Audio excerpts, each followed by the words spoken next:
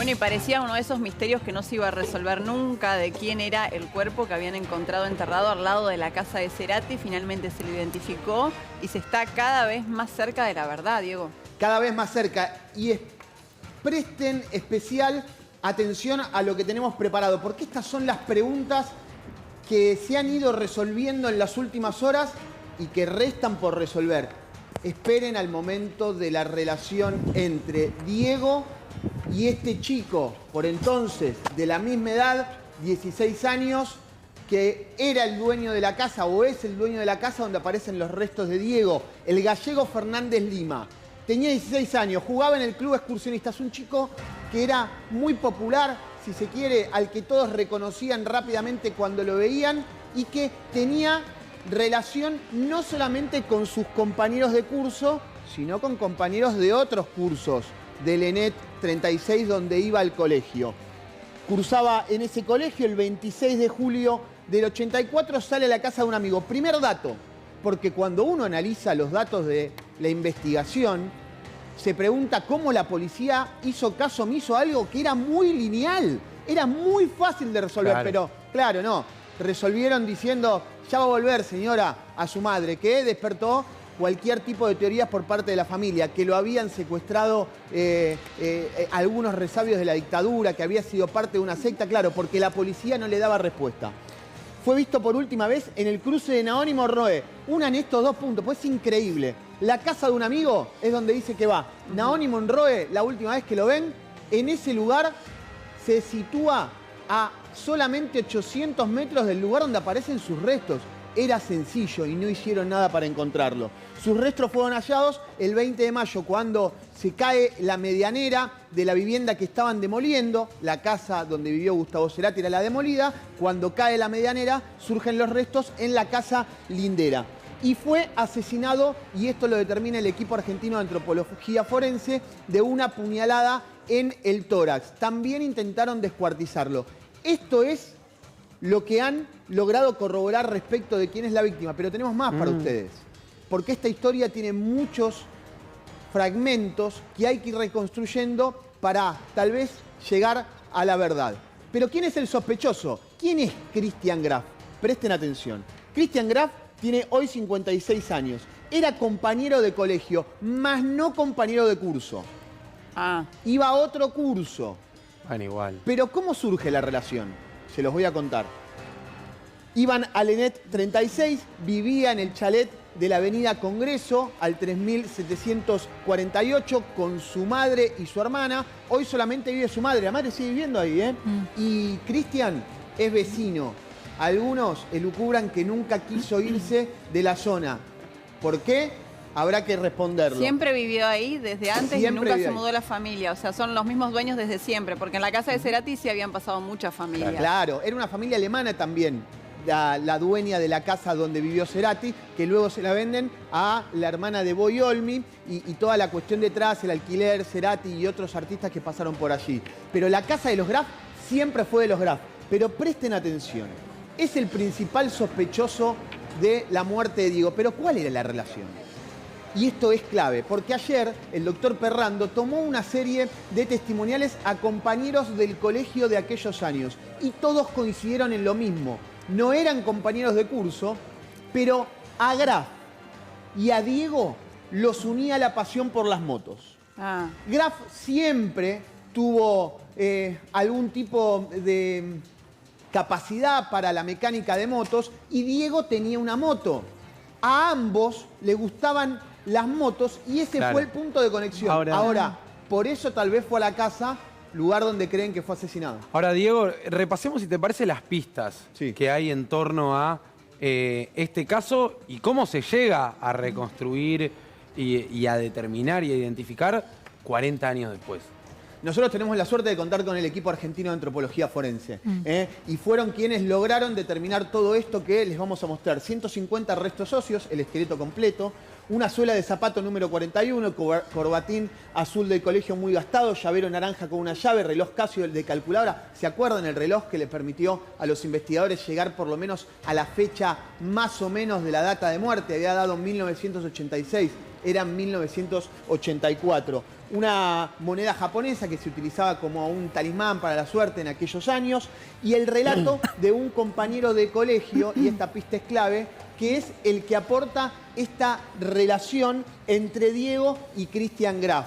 Gracias al equipo argentino de antropología forense y estos datos, pudimos saber que se trataba de un chico al que la policía nunca quiso buscar en julio de 1984. Y justamente vamos a sumar a la conversación a Mariela Fumagalli, que es directora del equipo de antropología forense. Mariela, muy buenos días. Juana Morín, Valentina Kaff, todo Mañanas Argentinas en C5N, te saludamos. Hola, ¿qué tal? Buenos días a todos, equipo. Muchas gracias por esta invitación.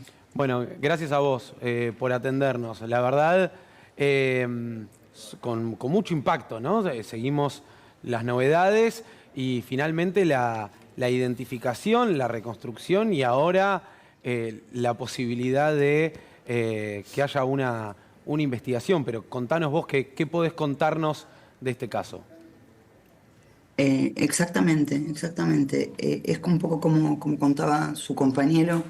Al equipo argentino de antropología forense le da intervención la Fiscalía a cargo del doctor Martín López Perrando, unos días después de la aparición fortuita de los restos, que fue como desde público conocimiento el día 20 de mayo. A nosotros nos convoca el doctor para participar en una segunda instancia de reconocimiento en terreno, para hacer un poco la interpretación de la escena del hallazgo, ¿no? Acá cabe destacar que hoy tenemos un resultado, entre comillas, exitoso, y Diego puede recuperar su identidad y volver con su familia gracias a que hubo muchos actores que actuaron bien en este caso. Desde los obreros que encontraban los restos, el capataz de la obra que se preocupó por denunciar, una justicia que actuó con celeridad, la intervención de la ciencia y sobre todo el aporte de la familia y los medios de comunicación. Piensen que la familia se acerca a nosotros y a la Fiscalía a través de la cobertura que hacen los medios de comunicación y de la publicación de información obtenida de los restos, que es la parte que a nosotros nos toca, leer la información que esos huesos nos aportan para buscar la identidad de una persona, y el trabajo de ustedes de difusión, que fue lo que despertó las alarmas en esa familia. Esa familia que en el momento en el que Diego desaparece, el 26 de julio de 1984, concurre a la comisaría más cercana a su domicilio y no les tomaron la denuncia. Entonces no había un registro de la ausencia de Diego del hogar. Sí se levantó un expediente por fuga de hogar, que es lo que se solía realizar en esa época, pero eso no implicó una investigación. Sí. ¿Qué conclusión se puede sacar de la forma en que encontraron el cuerpo? ¿Qué tipo de muerte pudo haber tenido? Mira, acá para poder responder a esta pregunta hay dos partes. En primer lugar, es muy importante para determinar cómo y en qué circunstancias murió una persona, es el contexto arqueológico, digamos, es poder reconstruir el contexto de la inhumación de ese cuerpo, cosa que en este caso no se pudo hacer, porque lamentablemente, por las condiciones del hallazgo, ese contexto estaba perturbado. Pero lo que sí nos aportó información fue el perfil, lo que nosotros llamamos el perfil biológico de esos restos, que es toda la información, como te decía antes, que esos huesos nos aportan. La edad de esa persona, la edad aproximada de esa persona al momento de la muerte, el sexo, la estatura y el patrón de lesiones que puedan contener esos restos, que puedan indicar o no signos de violencia a la hora de la muerte, ¿no? En este caso, sí se encontraron signos de violencia en la cuarta costilla derecha y algunos otros cortes o intentos de corte en extremidades superiores e inferiores. Entonces eso nos da la pauta de que sí se ejerció violencia sobre ese cuerpo. Nosotros como antropólogos forenses no podemos determinar cuál fue el causal de la muerte porque eso lo hace un médico forense, pero sí podemos inferir que ese cuerpo fue sometido a una conducta violenta en los últimos momentos de la vida. Ahora, doctora, Diego Gabriel la saluda. Usted hablaba de las lesiones, una lesión en principio que podría ser la lesión vital, esta puñalada a la altura de las costillas, pero de otro tipo de lesiones. ¿Ese otro tipo de lesiones puede haber tenido que ver con un intento de reducción del cadáver para luego enterrarlo en el lugar donde fue hallado? Es una posibilidad, puede haber tenido que ver con un intento de manipulación. de un cuerpo para poder después inhumarlo. También es importante resaltar que la fosa donde estaban contenidos los restos de Diego tenía unas dimensiones bastante particulares, era bastante pequeña. Estamos hablando de 1,20 de un largo máximo y entre 40 y 50 centímetros de profundidad. El trabajo arqueológico también lo que nos permitió es leer ese sedimento donde estaban contenidos los restos, y eso fue lo que nos permitió determinar que la fosa original de depositación no estaba en el predio donde se estaba realizando el obrador, Claro. sino en el otro lote, en el lote contiguo. Los restos estaban dispuestos en una medianera entre los dos lotes, pero la fosa Se original desmoronó y se estaba cayó. dispuesta en el contiguo, exactamente. Claro. Mariela, ¿y hay forma de saber si en algún momento se cambió el lugar del cuerpo o si esta fue la ubicación original donde se terminó enterrando? Mira, en ese punto no hay forma de saberlo. Sí, lo que nosotros podemos determinar con firmeza es que en ese lugar estaban los restos inhumados cuando aparecieron. O sea, ahora yo no te puedo decir con precisión porque no tengo elementos, Claro. no hay técnicas para determinarlo, si ese cuerpo estuvo en un sitio y después fue trasladado a este, que es donde finalmente apareció. Bien. Claro, claro.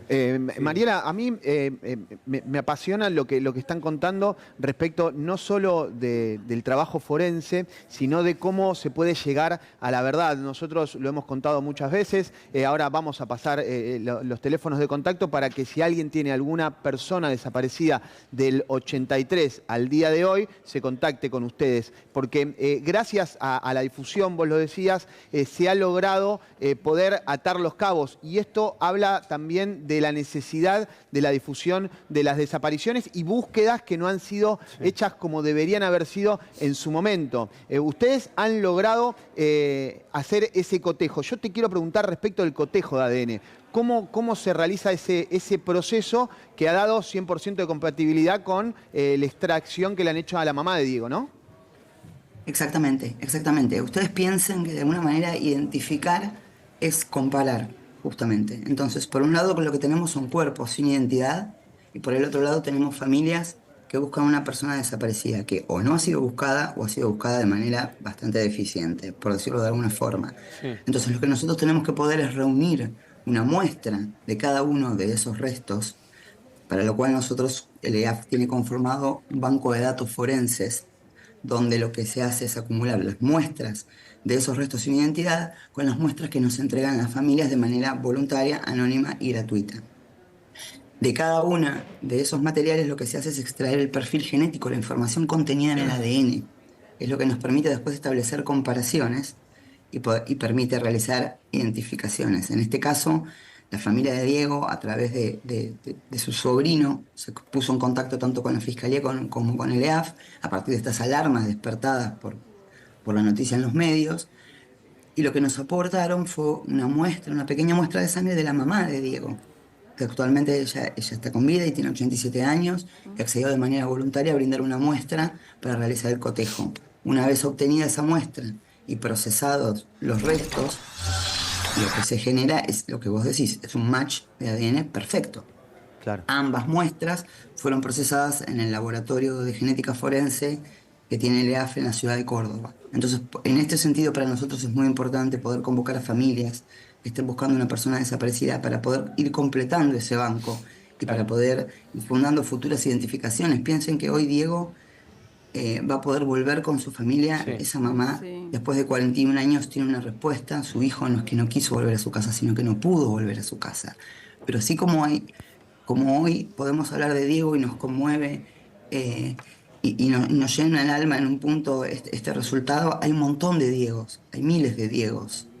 Chicos y chicas que faltan de su hogar hace años y las familias siguen esperando una respuesta. Totalmente. Qué importante, ¿no? Pensaba eso justamente cuando te escuchaba, Mariela. Qué importante para la familia poder empezar a obtener respuestas, y creo que cuando comenzábamos el reportaje vos decías o hablabas de relativo éxito, ¿no? Desde un lugar muy humano, porque obviamente estamos hablando de una persona fallecida, de una persona que se confirma su fallecimiento, más allá de la duda y cada vez más certera de la familia. bueno, en definitiva, empieza a tener algunas respuestas o puede obtenerlas a partir de una investigación ahora, ¿no? Exactamente, exactamente. De una investigación, como te decía al principio, donde diferentes actores eh, llevaron adelante su tarea en forma acotada y en plazos relativamente rápidos. Piensen que la aparición de los restos se dio en mayo, y estamos hablando de una identificación en julio. Eh, se conjugaron muchos factores para que eso suceda. De hecho, que los restos hayan aparecido en una casa, es un dato de color, pero que hayan aparecido en una casa donde vivió Gustavo Cerati o en el predio contiguo también fue otro factor que influyó en la difusión Claro. Sí, y en que totalmente. esa noticia pueda llegar a la familia de manera rápida y efectiva, ¿no? Claro. Eh, Bien. pero sí es importante, muy importante que hoy en día esa mamá, esos hermanos, esa familia puedan saber qué pasó con Diego y puedan tener un lugar donde llevar sus restos y tengan respuestas y puedan cerrar o iniciar un proceso de duelo que es lo que genera la desaparición, un duelo inacabado, que Claro. nunca se puede concretar. Mariela, ya que hablamos de la importancia de la difusión, ¿no? Si te parece, reiteremos, si estás del otro lado, viéndonos, si tenés un familiar desaparecido entre 1983 y la actualidad, bueno, que se contacten, ¿dónde pueden hacerlo? Principalmente pueden contactarse desde la página oficial del EAF, que es @eafoficial, o escribirnos a @eafiniciativa. Y nosotros, en función de cómo la gente se vaya comunicando, en general lo que se hace, el procedimiento es la extracción de una pequeña muestra de sangre para el banco de datos forenses, y a la vez lo que se hace es un relevamiento de la historia de esa persona desaparecida, ¿no? Porque es muy importante recuperar el contexto y las circunstancias en las que esa persona desaparece de su hogar, para empezar a poder pensar líneas de investigación y de búsqueda. Muy bien. Mariela, muchísimas gracias por la comunicación. No, gracias a ustedes. Que estén muy bien. Hasta luego. Buena mañana. Gracias. Hasta luego.